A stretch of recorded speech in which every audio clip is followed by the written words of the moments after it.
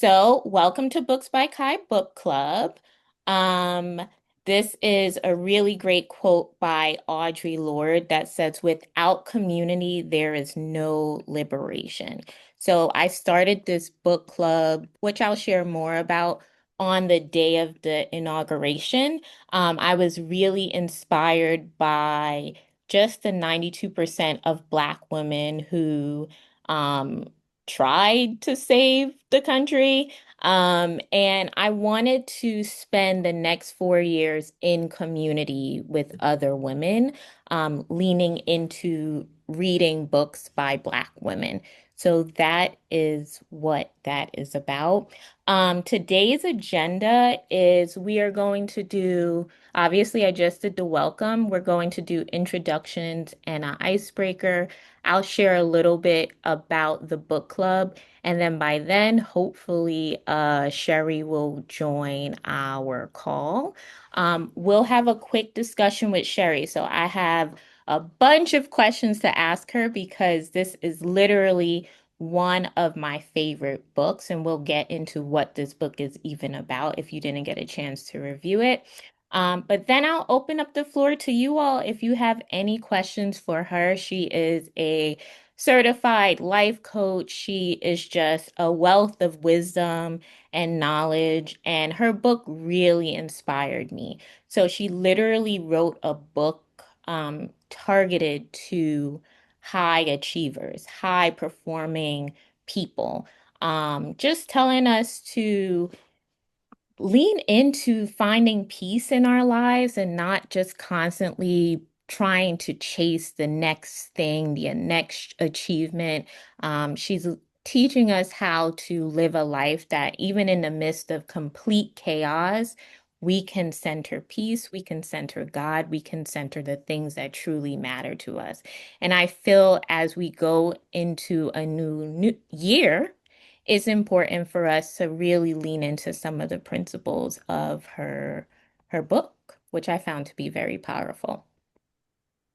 So the book is called Exponential Living. So she is essentially saying that I know we say that I'm going to invite one more person in. Her name is Sherelle. Let me admit her.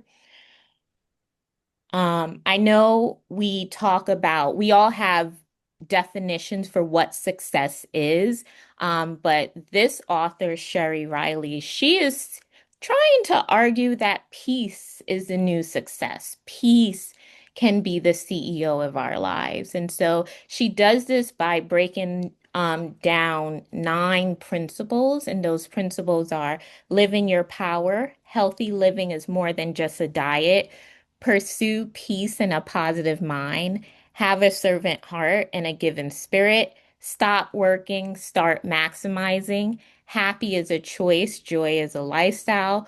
Build lasting confidence, the courage to be faithful, and then finally, exponential living. So, with that, I'm probably going to stop sharing my screen and then I'm going to welcome you all to just introduce yourself. You could say your name, you could share anything like a fun fact about you or where you're from. And then we have an icebreaker because, as I said, we are about to embark in a new year. So I'm curious to hear from you all. Um, as we prepare for a new year, what's one thing you're choosing to release before 2026?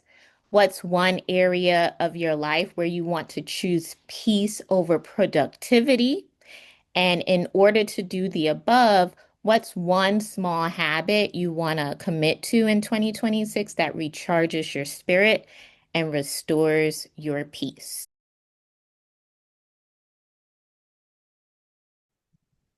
Hey, hold on, guys. Let me see if there's enough lighting.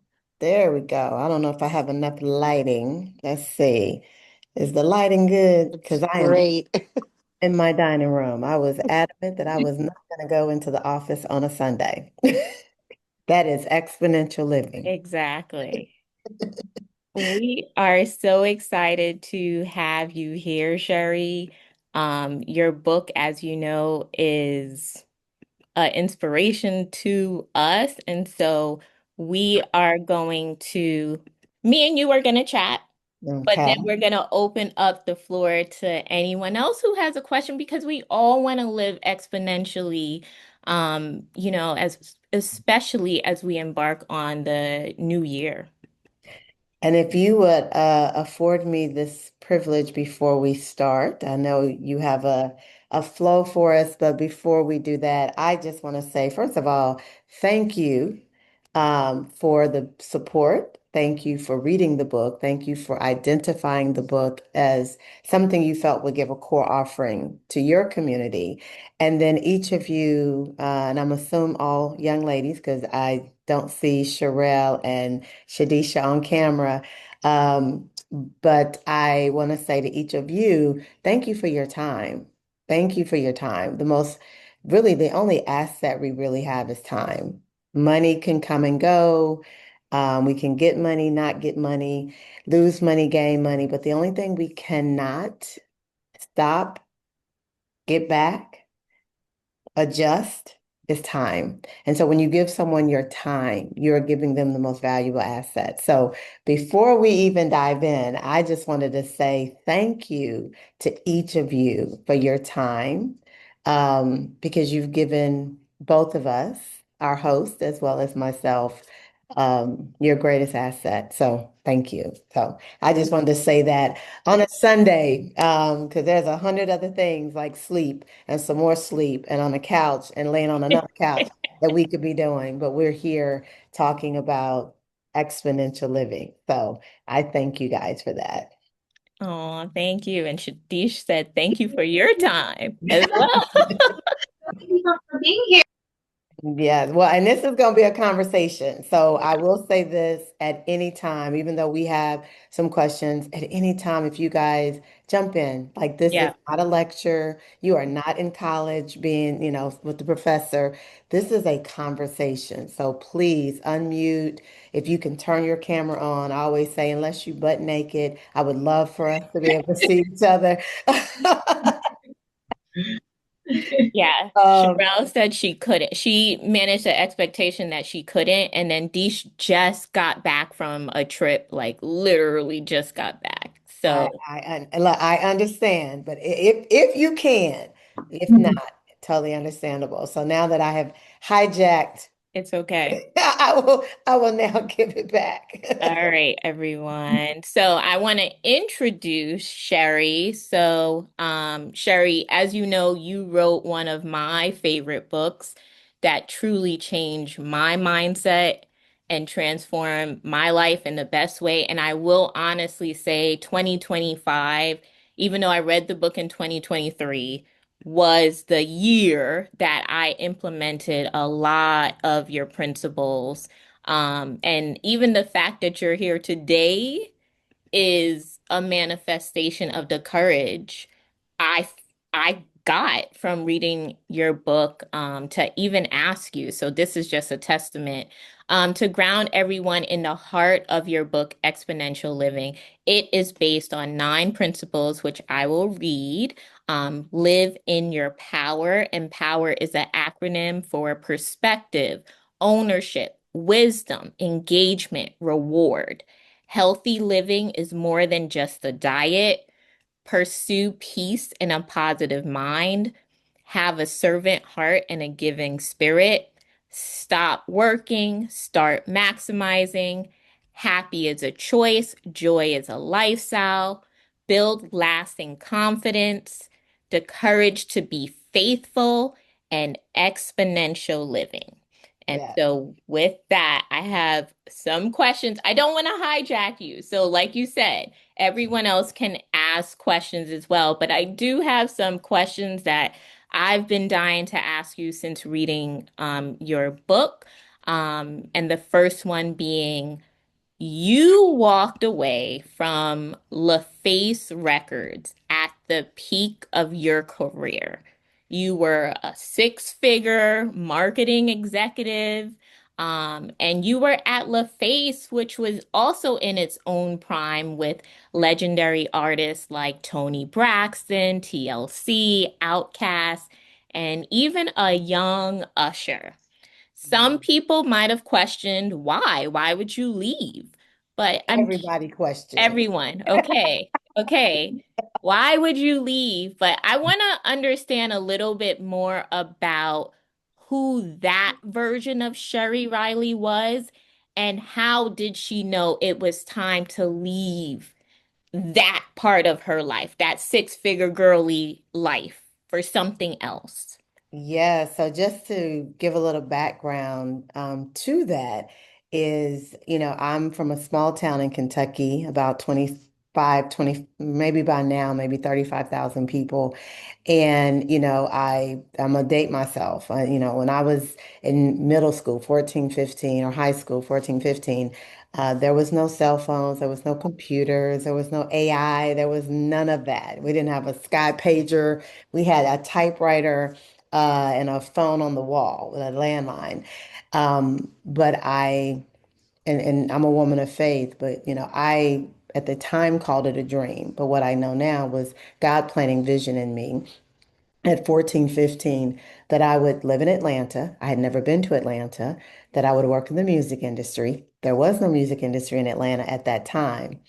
And I was telling people this. It sounded crazy because at that point, there was no such thing in my small town of Kentucky as a music business. It was Soul Train. That was the extent of music, which was a music show at the time. And but I knew. And so fast forward after, many, many years of telling people this, which I sounded crazy. I could have said I was going to build hotels on Mars. It was that realistic. I went on to college. I couldn't get an internship at the radio station. I was making phone calls, just all the things for about 8.5, 10 years. And now here I am, fast forward, I am at LaFace Records. So I'm at a record label in Atlanta. The thing that I'd said when I was 14, 15, whole lot went on in that. But here I am, I'm living my dream. I'm literally living my dream. I'm working with the biggest artists of the day. I love the people I work with. I love the artists that I work with. I'm making history. And I was miserable. I was absolutely miserable. And I didn't know what to do with that. I was 28, 29 at the time. I'd bought my mother a home by the age of 27, which I thought I would do. That was a dream of mine, but not at 27. But I bought my mother a home. I mean, it was just all these amazing things. And your question framed it like I consciously pivoted. Now, I have consciously pivoted, after this, but that first time, it was a crash and a burn. I literally crashed and burned. And out of that crash and burn, um, I, my relationship with Christ was very new, but I knew that he was saying a few things to me. And one was, Sheri, working at a record label was only one of your dreams. And one of the things he taught me was so many of us think that we only get one dream. And so we'll stay at that dream job 10, 12, 15 years beyond the time and don't understand why. Why do I go to Sunday night while am I depressed because I'm upset about work on Monday morning? Because you've outgrown that dream. And so the first thing that he gave me was, baby, this was only one of your dreams. You wanted to also be an entrepreneur. And so as I began to, well, when I crashed and I burned, um, I began to really begin to appreciate that it's okay to have multiple dreams and the courage that it took to not listen to the people that said, but girl, you've been talking about this for decades. Like, how dare you leave? We've been inspired because you literally manifested your dream. Now, how could you then walk away and make us feel like what we were believing and watching and being encouraged by you, that something was wrong in that? And what I had to begin to understand was, again, that was only one of our dreams.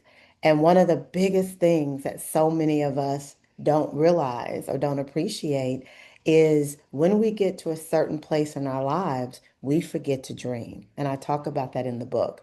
We learn how to strategize, we learn how to plan, we learn how to consult, and we learn how to get on webinars. We know how, but the dreaming part, the thing that just has no end, no beginning, no middle, it just is. It's just the definition of the purity of if I can close my eyes, what would I want to see? And so I learned that we get more than one dream. And if we don't trust that and have courage in that, and so for that first pivot, God knew I wasn't mature enough to make the decision. And so I literally, I crashed and I burned. I kind of want to pause to see because I see the shaking heads. I see people like resonating. Like, does that resonate for y'all? Because I have chills right now. Think, Lysandra.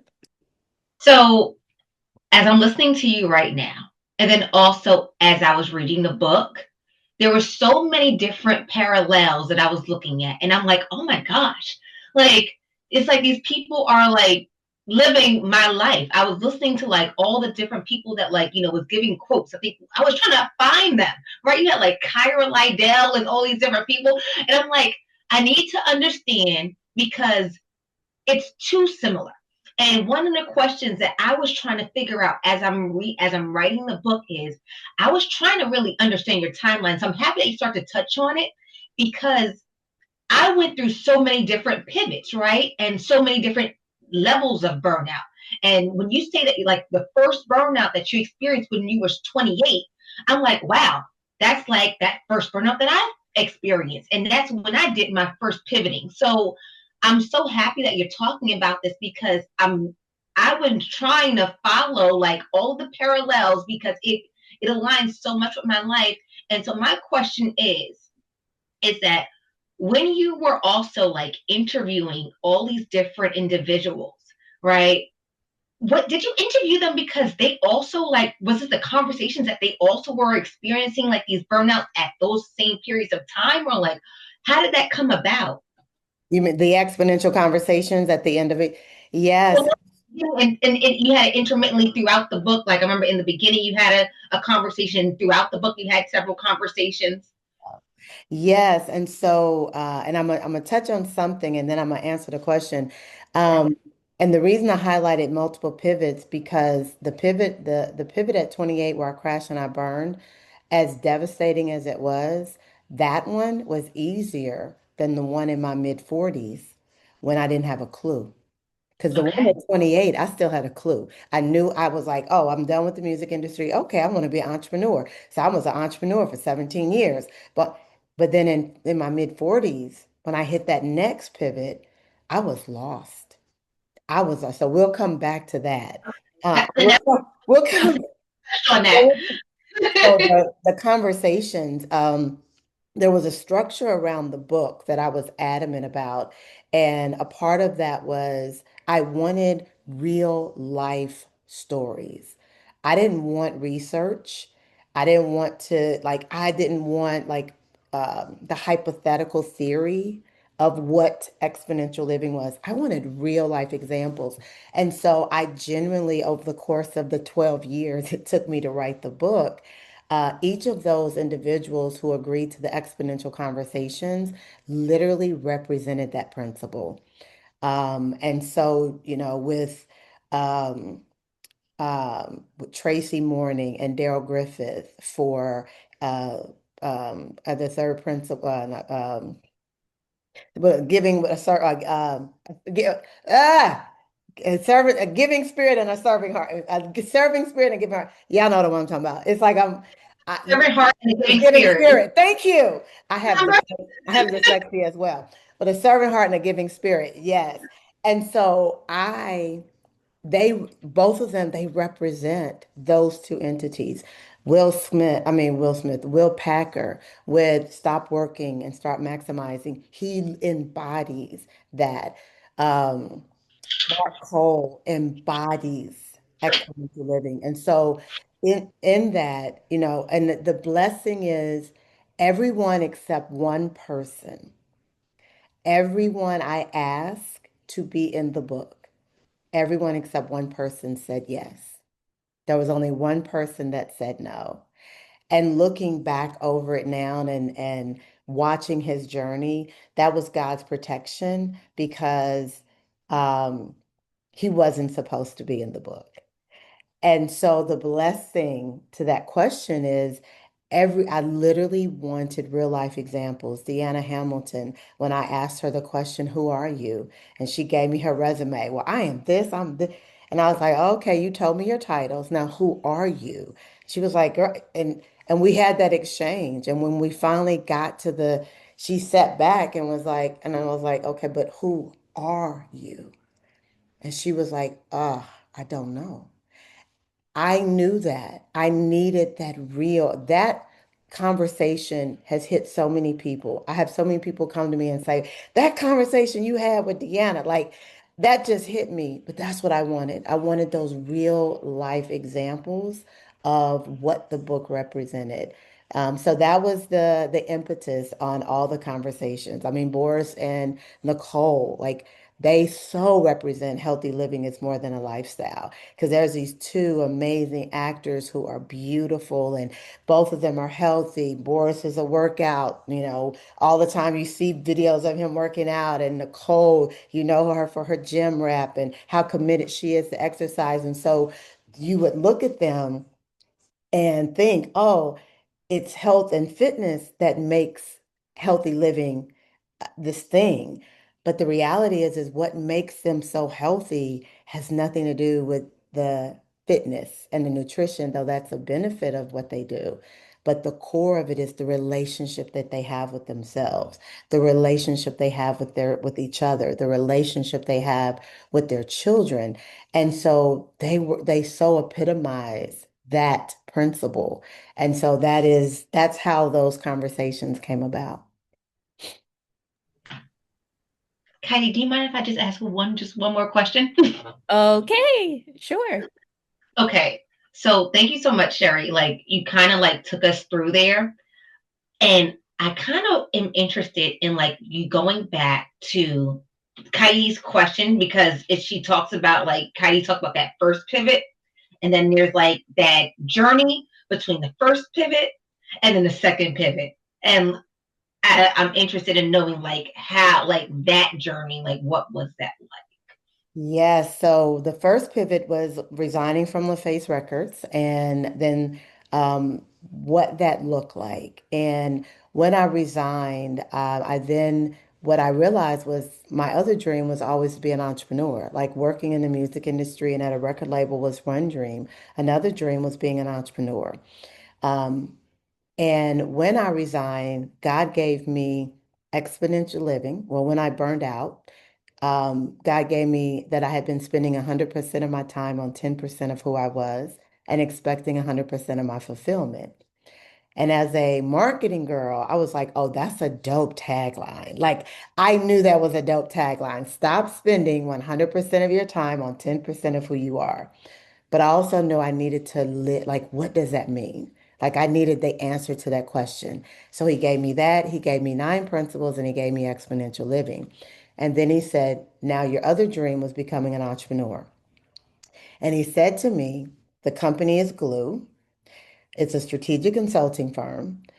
But the reality is Glue is the bridge to what I've purposed for your life. Now, this is what God told me in 1997.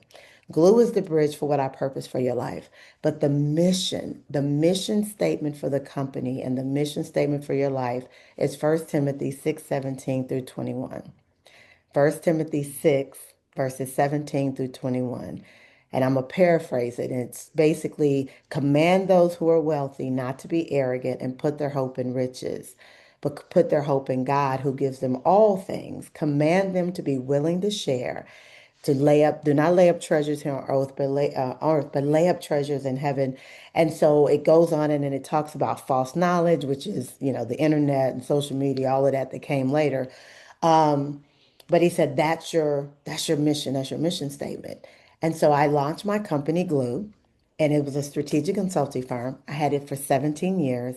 Again, love what I did. The company was literally the trifecta of music, entertainment, and corporate. My clients were Turner, Nike, Converse, the NBA, NFL, Allstate, State Farm. I mean, it was just everything, Coca-Cola. Like it was phenomenal. I did that for 17 years. But there was always this thread. God always made me remember 1 Timothy 6:17 through 21. Command those who are wealthy to, and so there was always this beautiful flow and tension of people would hire my company to do marketing. But me, there was always something about me that would, I was hired to elevate brands and people and things like that. But I was always concerned with, okay, but who are you when you become successful? And I saw this thread of, people becoming successful, but not knowing how to live successfully. The reason I wouldn't work with Usher, I told him I'm more concerned with you, the man, than you, the brand. I would, never forget I was working with Converse and we had this major contract with them. And the VP that was our main point of contact, was in a major life crisis. And I ended up coaching him. I didn't know that was that at the time. But there was always this thread. And then I had the company 16 years and the fire went out. Now, keep in mind, everybody, this was my retirement. Like, I knew I'm doing now what I love. And the fire went out. And I was doing what I loved. The company was flourishing. But I got to the point I was just like, if I can't think of another marketing plan. Like you couldn't pay me to do another marketing plan. Like I was just done. And so when that was in 20, I knew at the time, I had contracts that were for a year. And I knew, I said, after these contracts are over, I'm done. Now, I walked away from glue, but I didn't have a clue what was next. I was lost. I was absolutely lost. And during this time, my father passed. I'm an only child. My dad passed. Me and my husband separated. I ended my business. It was like everything in my life fell apart. Everything in my life. And so here I am. I've had this very successful career. And I became homeless in the midst of it. I've financially lucrative. Everything in my life had been the idea of success, the reality of success. And in this moment, in this year, everything fell apart. And I don't know what to do. I don't have any direction. And it was in that space of when exponential living was birthed. It was in that space that exponential living was birthed. And so with that pivot, um, the biggest takeaway was I had to learn the power of pivoting. One of the most important things you have to do is you have to understand how to overcome embarrassment. And embarrassment, I saw, yeah, right, LaShawn. And the thing about embarrassment is most of the time, nobody's paying you that much attention. So you're wearing this energy that keeps you from making decisions that are so beneficial to your growth, so beneficial to your clarity, so beneficial to your next because of an energy of embarrassment that only you are really, really recognizing, right? And so I had to learn how disruptive and um, how capturing that energy of embarrassment can be. Because once I learned how to get over that, it helped me grow personally. And what it helped me do was really trust and believe the process that was in front of me. Because the best thing I could have done, we wouldn't be here right now, is if I had not made that intentional pivot to close that business, the intentional pivot to grow, because everything I learned is what I teach now. the reason I work with successful people, the reason I work with high achievers is because high achievers get so trapped in their success. Where do you go when you are the one everyone else looks to? Where do you go when you've got the job, the career, the money, the finances, the access, the spouse, the children that are doing great? Where do you go when you say, I'm miserable? Don't nobody want to hear that. Like your cousin that's literally working at the post office who's making $10 an hour. You know what I'm saying? And I don't know what no one is doing on here. I'm giving real examples. And that cousin who's got three babies by three men who literally is like, I don't know what I'm doing, does not want to hear someone who has a salary position that appears to be doing well, that has the time to read anybody's book, right? They don't want to hear that you don't know what you want to do. They don't, so you, or you feel like they don't want to hear it. And so what happens is high performers, high achievers usually suffer in silence because they don't have a space and place to go to say, I don't know. I don't know what's next. I don't know what I want. And so I was driven by that because I didn't have anywhere to go that I would become that. And so that's one of the and especially with Black women of a certain age or a certain success. Um, Mike, I have a really, really good friend who is fighting cancer right now.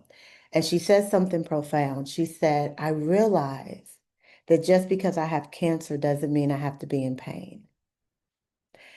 And what I took from that for Black women is just because we are strong doesn't mean we have to be in pain. It doesn't mean that we have to be the martyr for everybody else. We can get help. And so that next pivot to I know it's a long answer, but it's such a rich question. Um, that next pivot, I had to overcome the idea of embarrassment. I had to be okay with seeking help. It's okay to seek help.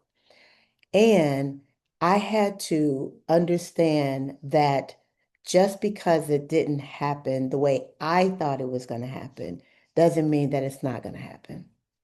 You could have never told me it would take me 12 years to write a book, but it was the 12 years that allowed that book to be something that you guys said is changing lives. It's the reason that you read it in 2023 and implement in 2025. It's the reason people tell me, girl, your book sits on my nightstand and I read it every year. It's the go-to. I go back to it. I would have never wanted to take 12 years, but that was a part of that pivot of trusting the timing and the process.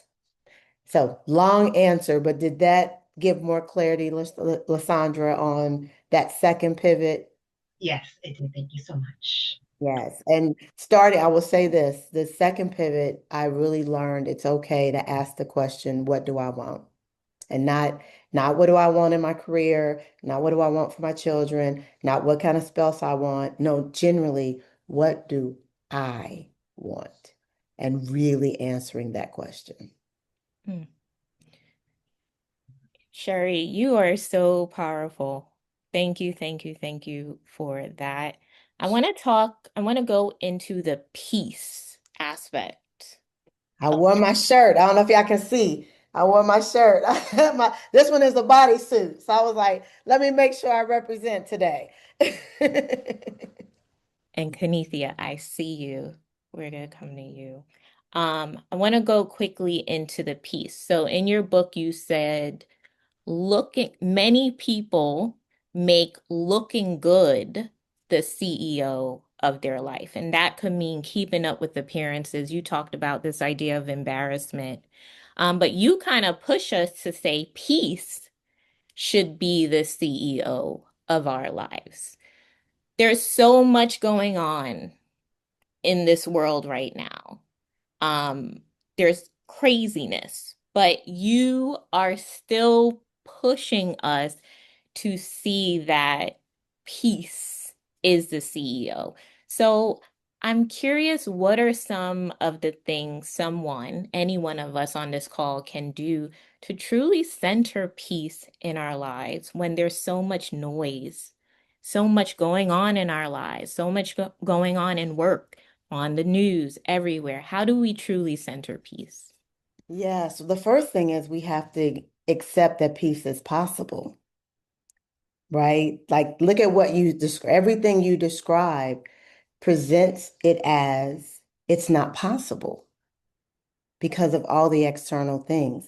So the first is accepting it's possible. The second is accepting that it is an internal, intentional decision, regardless of the circumstances around us.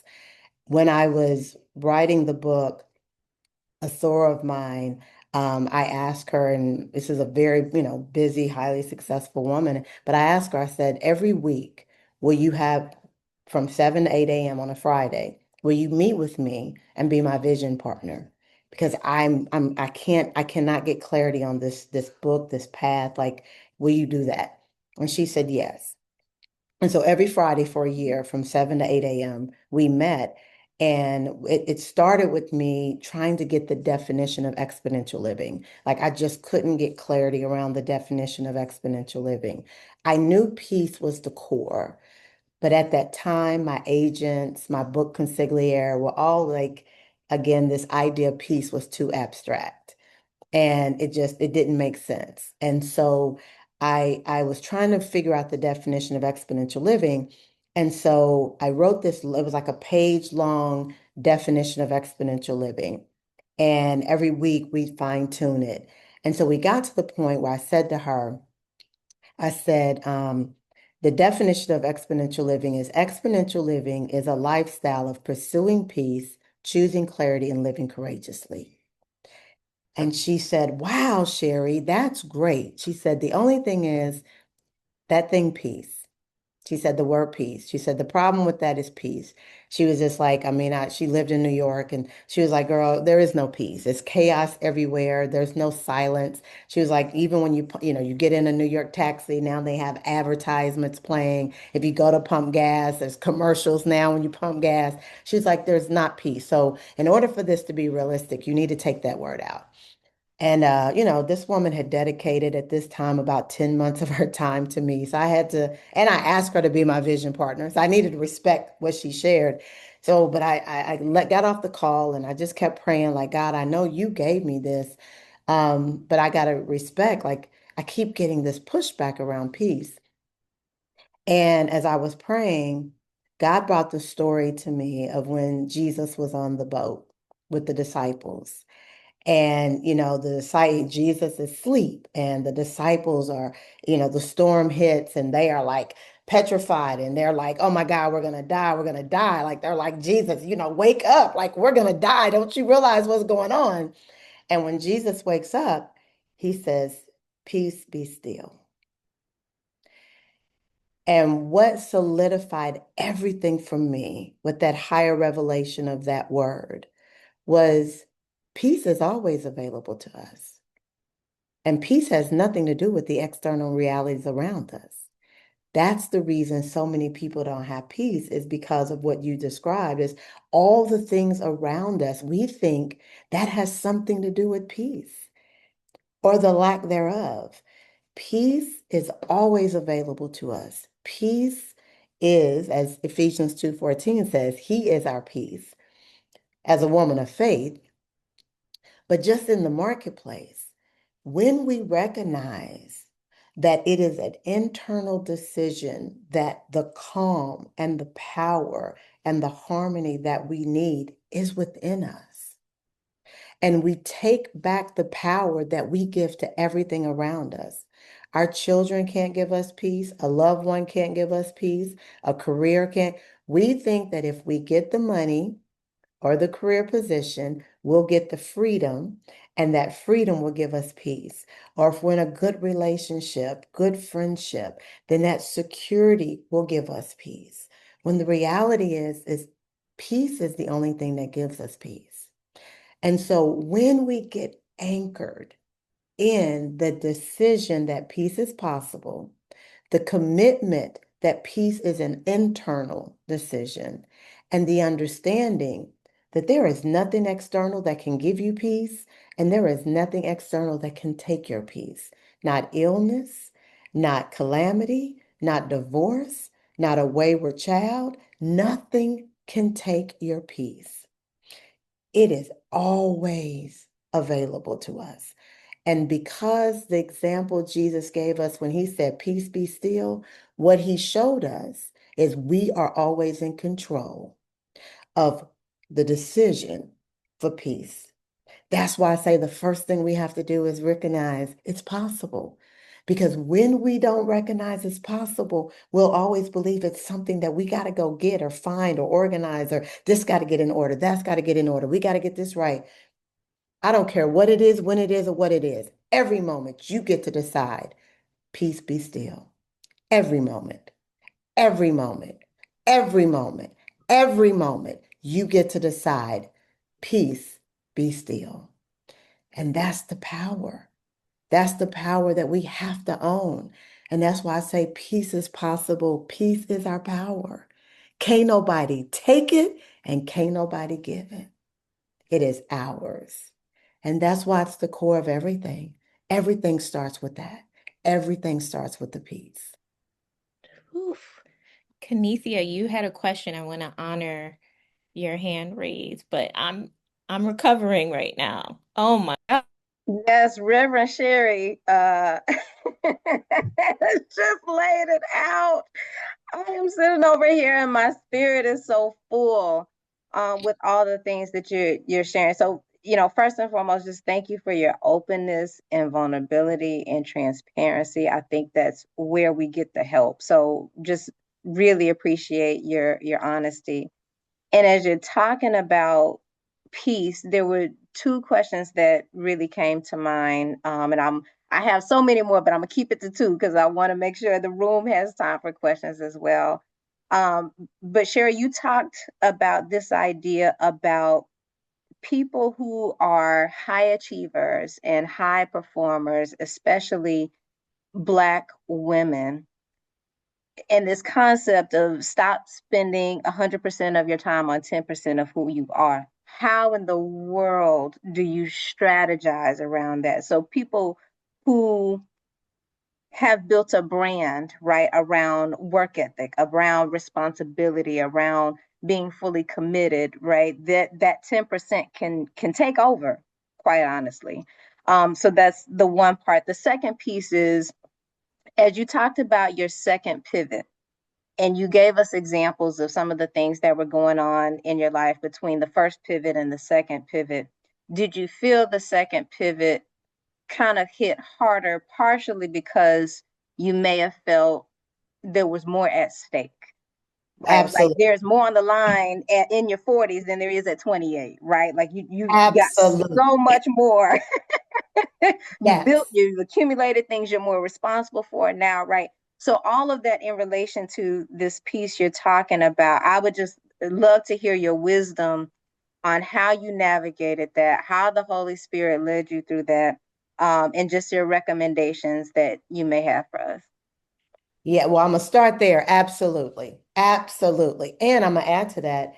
And um, you've already lived a big portion of your life, right? You looking on the Mhm. other side, right? At 28, I was excited, fresh, renewed. At 45, I'm like, I done half of this, right? And then I'm gonna add a third thing. And you don't have the energy at 45, 46. Like you're just tired. I don't have the energy. Like, so it makes it even more devastating. And then I'm gonna add a last part, a next element of the embarrassment.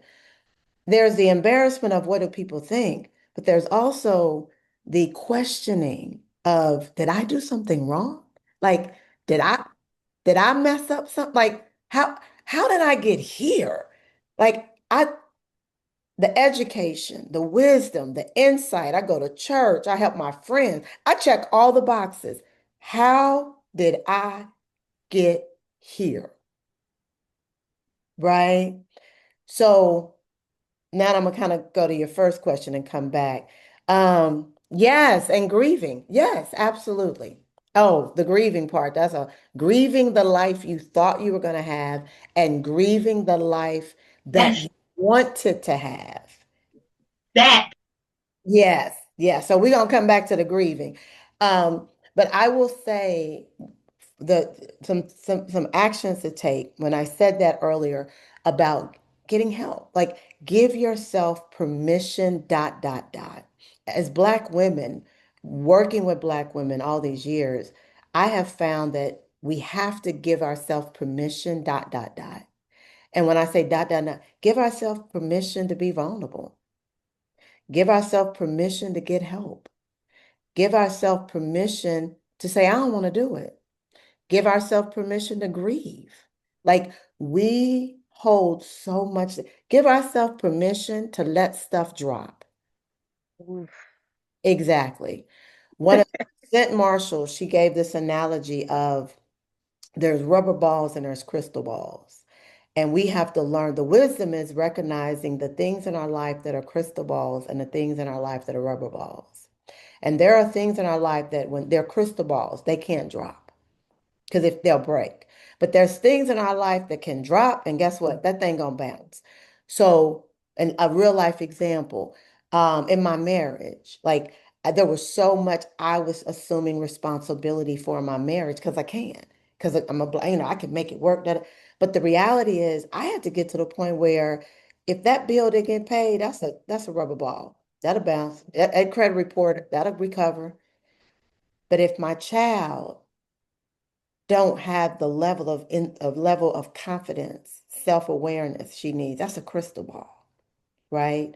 And so we have to recognize what's the crystal balls and the rubber balls, and some of them rubber balls we got to let drop. Because the thing is we have to own our value instead of working for validation. Because many of us don't have capacity or think we don't have capacity, or we are in that 10% because we are, instead of owning our value, we're constantly needing validation. I'll take that project. I'll do that church. Oh, and you at the church, you done took on 5 committee chairs because you want everybody in the church to believe you a good person. I'm the one, I don't want, Sister so and so can't do that. She got 5 kids. I'll do that, right? I, the reality is, when we own our value, we don't have to seek validation. And it's so subtle. It's so subtle because the thing is, if you take on those 5 projects at the church, it helps. It benefits the community, it helps the church, it does all the things. So, why wouldn't you do that?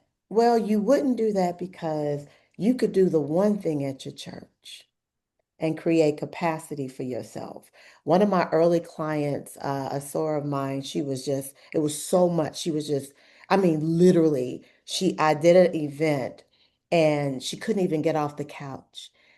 And she was just, head was low. She just couldn't get up. I actually talk about her in the book. And the reality was she was an executive producer at a global morning show. So she was up at 3, 4 every morning. She was had multiple lead roles in our sorority. She had like 5 committees at the church. She was the lead of this, the head of this.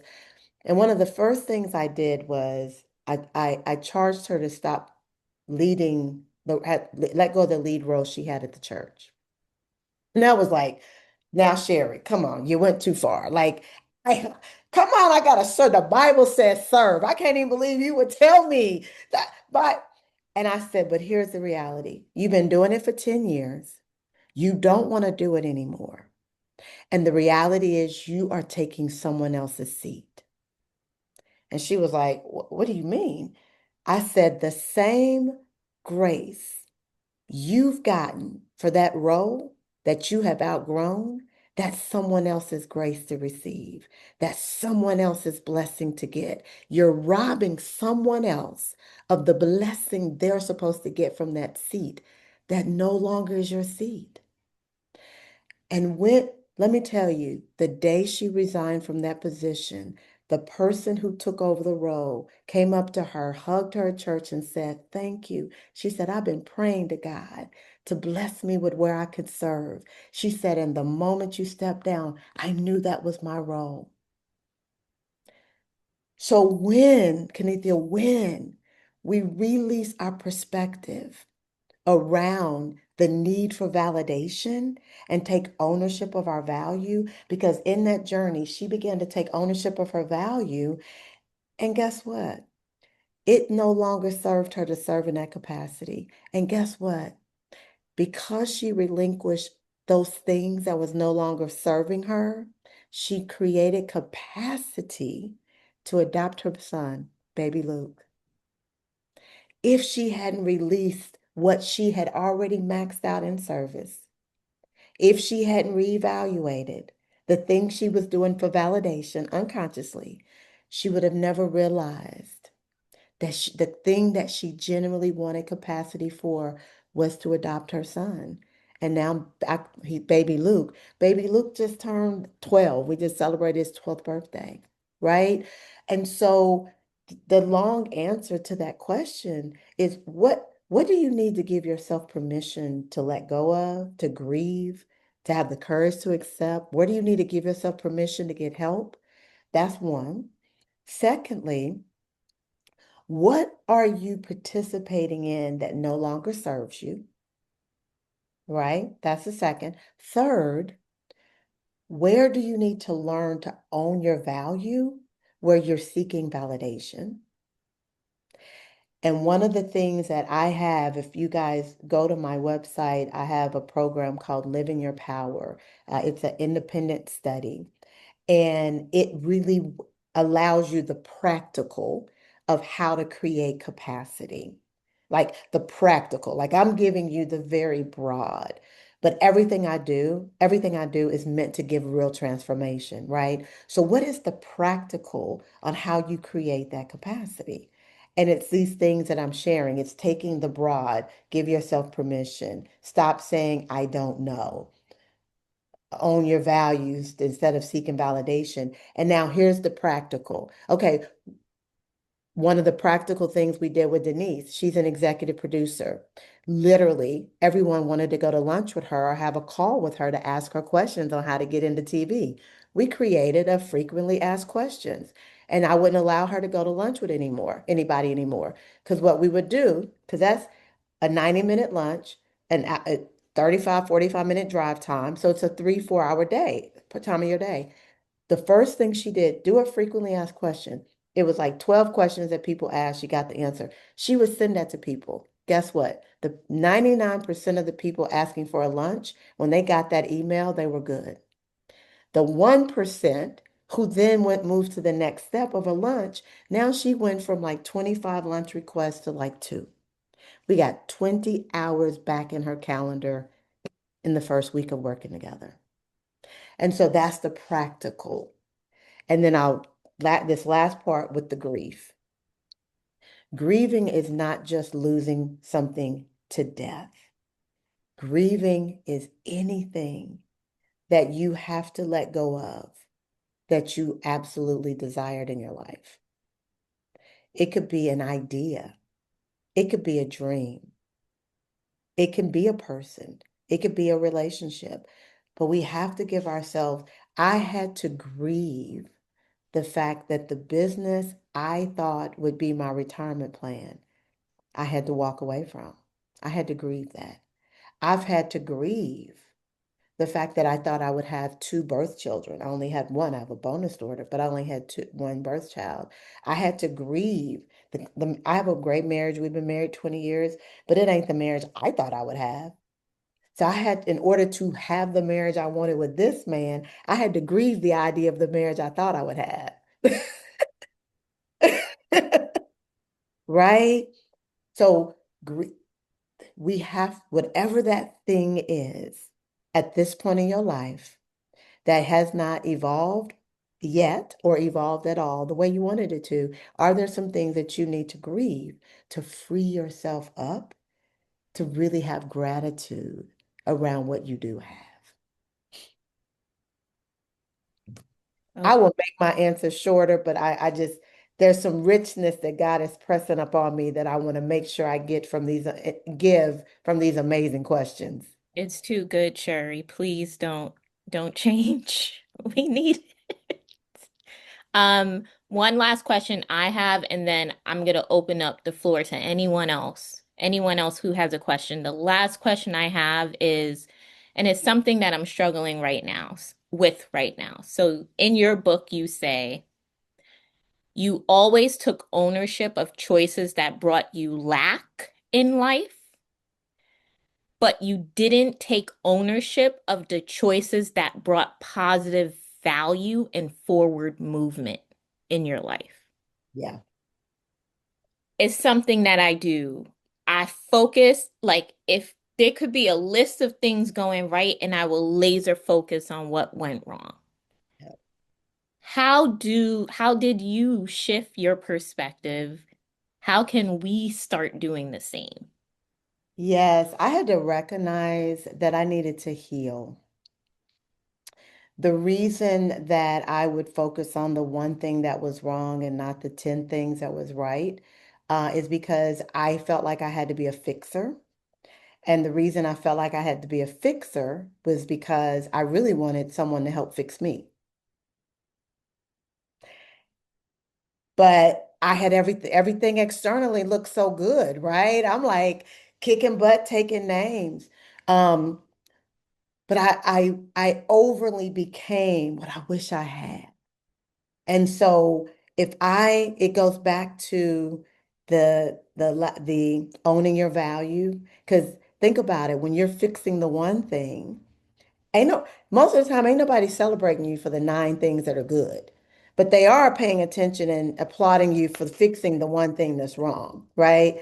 And so you become the go-to. If you are at your job, oh my God, Sheri will fix it. Or if there's an issue and you're sitting around the boardroom, the conference table, and something comes up and today with my husband, I'm sitting here, he I'm jumping the baby outfit. Fix what? Girl, he got this. So but it was because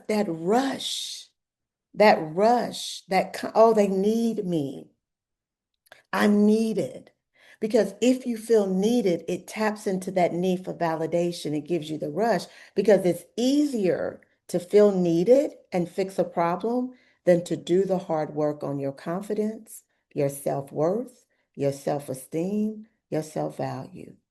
It's easier for somebody to say, man, Sheri fixed that, than for me to say, I'm bad, I'm bold, I am free, I am happy. None of the 10 things are great. I don't even know what the one thing is that's not great. Just saying that can make your skin crawl. Because what about the one thing? What about the one thing? How can you not focus on the one thing? Because I'm focused on the nine. And so, honestly, I had to go through a process of recognizing when I focus on the one thing, I wasn't giving God gratitude for the nine. That's how the thing first hit me in my chest. Like, I was so focused on what wasn't right in my life that I wanted to make right that I wasn't in gratitude for all the things that were amazing. My health, simple things, health, strength, my ability to complain because I was in my right mind, right? And so for me, I had to really go through this process where um, I recognized that a big part of it was because I was driven, but I wasn't confident, which I talk about in the book, right? And what I realized is in order to be confident, I needed to start being grateful. It's hard to be confident in who you are when you're not grateful. And then I began to realize, but in order to be grateful, I needed to get healed in some areas.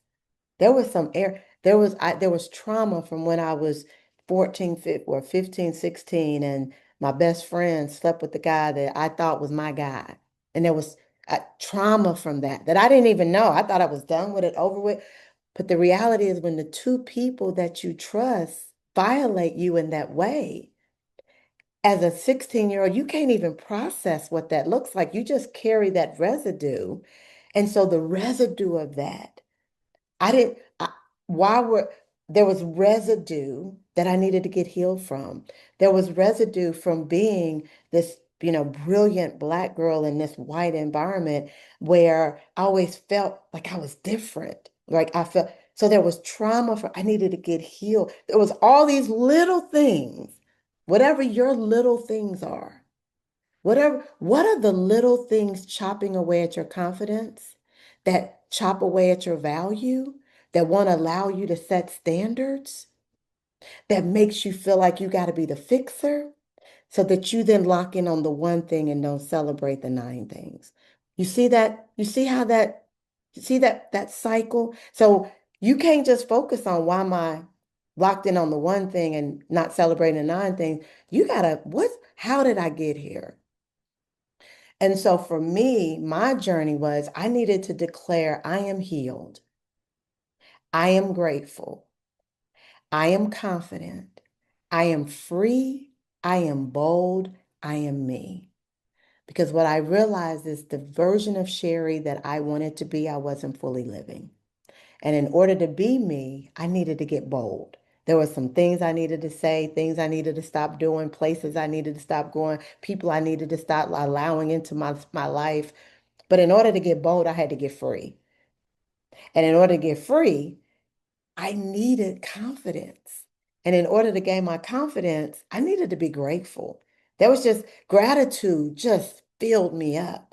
And in order for me to genuinely be grateful, I needed to be healed.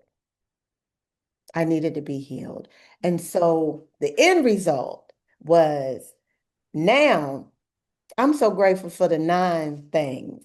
Uh, I ain't really checking for the one thing. Wow.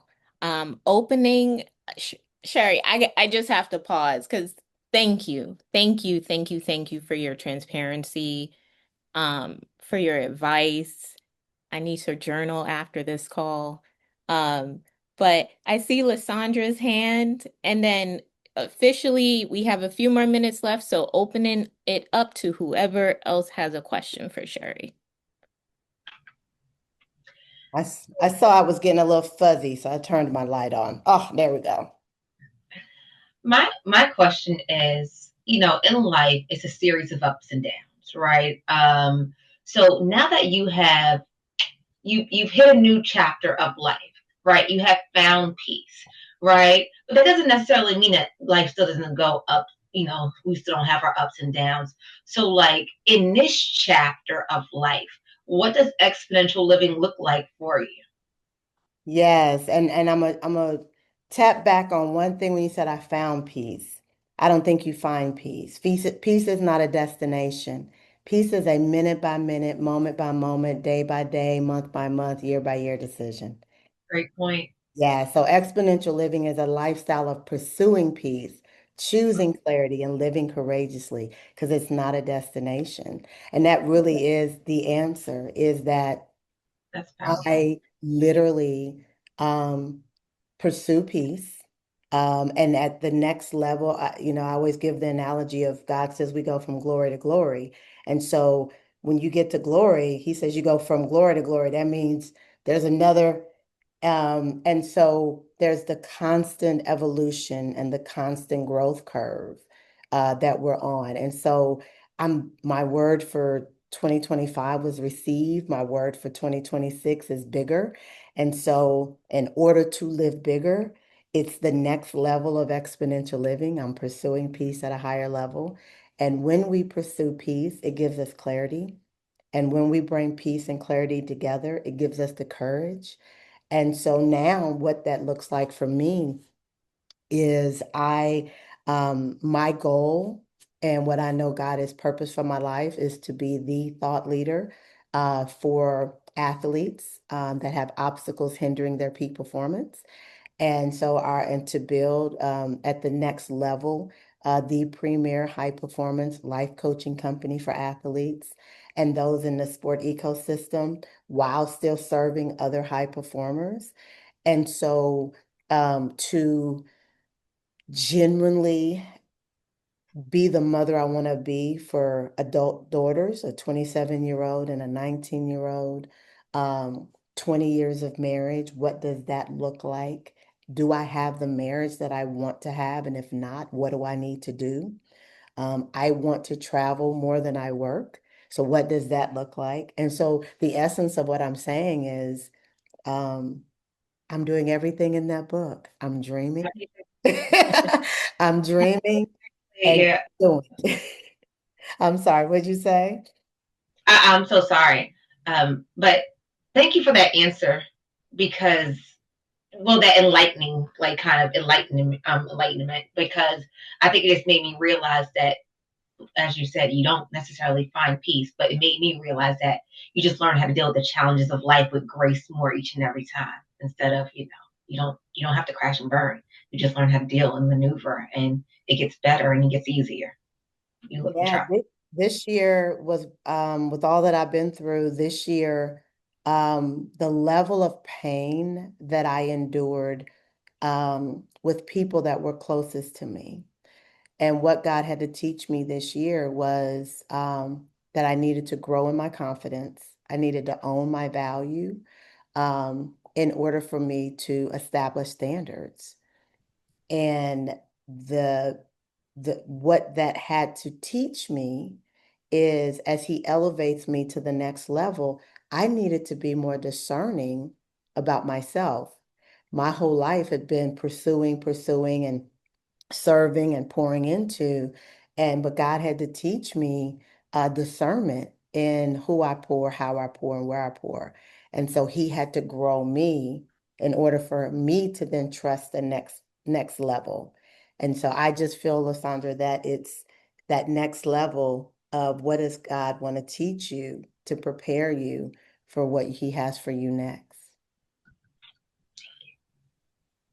Anyone else before we go? Anyone has a question?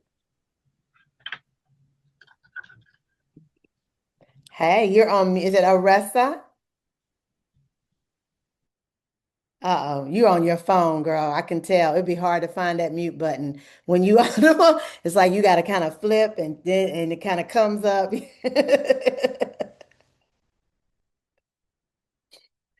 I have been that one. Can I ask a question in the meantime, really fast? Hmm.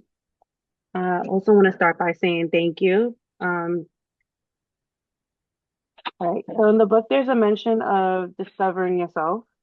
If you had a client whom you asked the question, "Who are you?" and they couldn't answer, what are some of the steps they would take to find who they are? To go through that process of who are you? Yeah, it is definitely. I would first say, if you are able to reach out to work with one of our EL coaches, because it is a process of really working through who, being able to answer that question, who am I?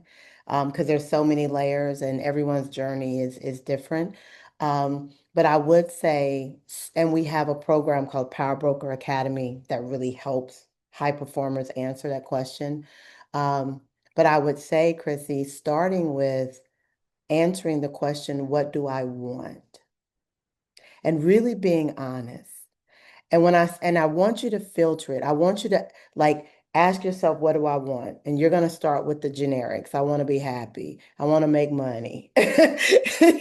Right? I want a good man. I want a good woman. Well, I want my children to be happy. Okay. Okay. But why, then we got to go to the next layer under that. Like, why do you want? Like, what do you want? Right? And then there's another layer. Like, what do you want? And really getting to answer to that question, because if you can answer it quickly, that's not fully what you want. Because one of the hardest things for us to do is to say out loud what we really want, because we have to first believe that what we really want, that we are valuable enough to receive it. Right? And so it starts with, in order to answer that question, who am I? It really starts with a deep dive and answering that question, what do I want? And then when we start diving deeper into the answer and really tap into the core of that answer, then it allows you to take all the masks off to really begin to evaluate, well, who am I? I mean, really at the core, who am I? And that's a process that we take our clients through. Another question that was stood out to me the most in the book was, what do I like about me? Like beyond the exterior, beyond the surface level stuff. Um, yeah. And Chrissy, this is something that I do now that's new. And I'll say this to everybody. If I ask you guys, if I ask you right now to write down everything you love, like if I ask you to make a list of everything you love, right? How far down on the list would you be?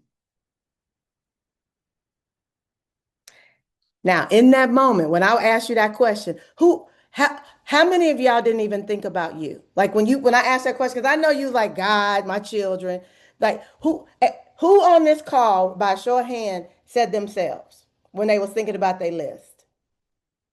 I was actually gonna ask you, did you mean what do I love about myself? Or what do I love about Well, that's you the closest person even trying to get there. Because most people, when I say list the things that you love, they go, God, my husband, my kids, my church, my job, my mama, my sons, my dad. Most people don't even get to. Now, did any of you guys, nobody thought about right. That right there is what keeps us from even recognizing or being able to say, who am I? Because if you don't even put you on the list of what you love, my prayer, with all the wisdom I have, and with all the work I've done, you want to know what my prayers right now? My prayer right now for 2026 is God, teach me how to love me the way you love me, and teach me how to love me the way I love you. Because what I realize, guys, is I love God. You love God, I love God. I love God, but I don't love me the way God loves me. I don't even love me the way I love God.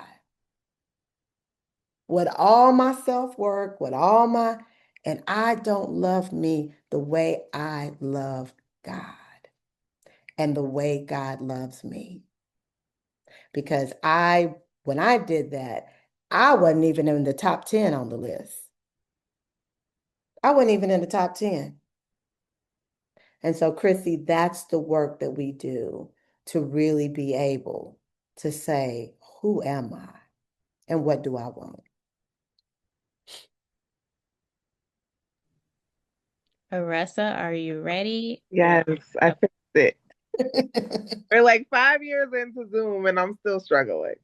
Uh, thank you so much, Sheri, for your time tonight, and Kaidi for organizing this and getting her here. So thank you, first and foremost. And I wanted to just ask, so a lot of what you spoke about speaks to me as a oldest daughter, as a mom, as a social worker, that fixer. And I feel like I'm so blurred that like when you say stop living 100% of 10% of who you are, I feel like I can't really even tell the difference. So what do you do with that when somebody is like it all kind of like merges together in this conundrum? How do you how do you even have the awareness to see like, oh, this is not all of who I am, you know? And even like as you were speaking, Kaidi, I keep that letter that you gave me, and like how the courage, like that was the word that stood out, that that you spoke into me, and just hearing you say that over and over throughout this call has just been really like, okay, God, I hear you, stop yelling now, thank you. So thank you, that's my question, like what do you do when the lines are so blurred?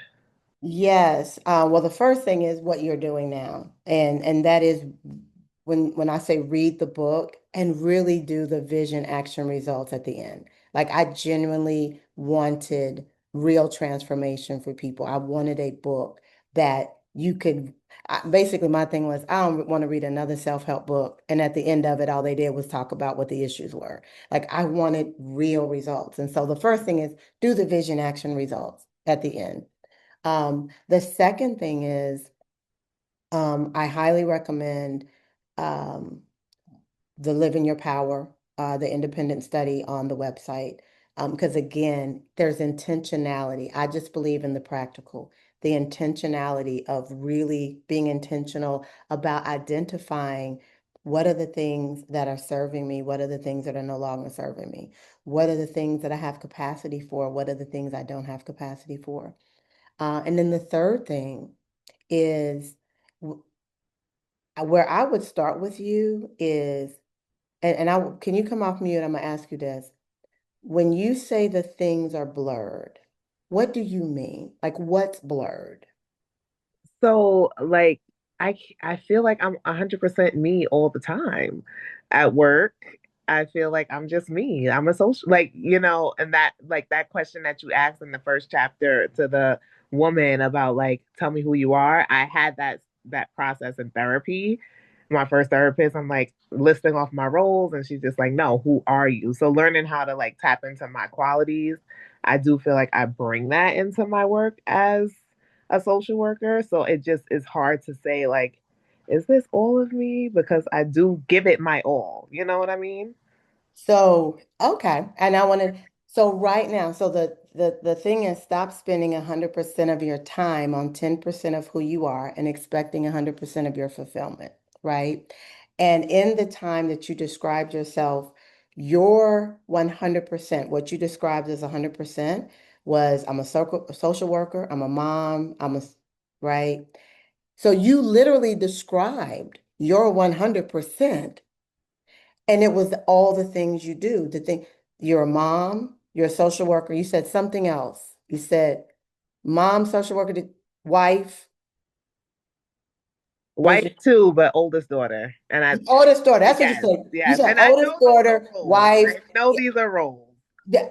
but you said that's my 100%, right? Yes. You weren't in there anywhere. Let's just start Yeah. with that. You, Yeah. first of all, you wasn't in your 100% anywhere. Secondly, you made no space for what do you like to do? Like Hmm. you, beyond being a mother, beyond being a daughter, beyond being, do you like to travel? Do you like to mind? Like what? So you right now have made 100% of you, 10% of who you really are. And Hmm. that's the whole essence of that tagline, because it's not just you, Yeah. most of us.